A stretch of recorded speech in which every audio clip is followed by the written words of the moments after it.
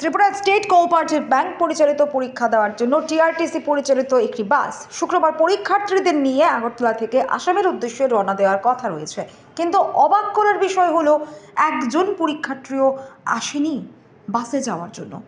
এমনকি যাদের বাসে যাওয়ার কথা ছিল তারাও ট্রেনে যাওয়ার ব্যবস্থা করেছে বলে জানিয়ে দিয়েছে টিআরটিসিকে। মূলত আসামের ডিমা হাসাওতে বাস দুর্ঘটনার আতঙ্কেই এরকম হয়েছে বলে বিভিন্ন মহলের অভিমত।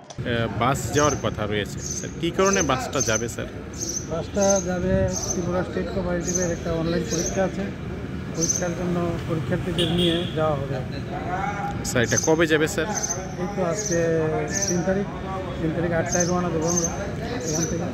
স্টুডেন্ট যা হয় তাদেরকে নিয়ে যাব। আর এখন পর্যন্ত তো এখনও একজনও আসেনি, যেটুকু করেনি। তার জন্য আমরা দেখি আমবাসা থেকে যদি উঠে বা ধর্মনগর থেকে উঠে সারা ত্রিপুরায় যারা আছে কোঅপারেটিভ ব্যাংকের থেকে তো জানিয়ে দেওয়া হয়েছে। তারপরেও আমরা বাস নিয়ে যাচ্ছি, যারা রাস্তায় থাকবে ওয়েট করবে তারা তাদেরকে নিয়ে যাব।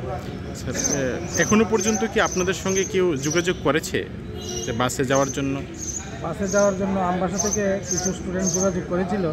তারপর আমি আজকে সকালে ওদেরকে ফোন করেছি যে তোমরা রেডি হয়ে থাকো, আমরা 8টায় রওনা দেবো। তো ওরা বলছে যে আমরা ট্রেনের টিকিট কেটে নিয়েছি, আমরা যাব না।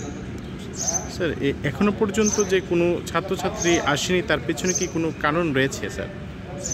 কারণ রয়েছে, ট্রেন লাইনও বন্ধ, হয়তো একটা গাড়ি বোধহয় অ্যাক্সিডেন্ট হয়েছে, ওদের কি মনোবল ভেঙে গেছে না কি এসব বলতে পারি না, কিন্তু স্টুডেন্ট তো যাওয়ার কথা।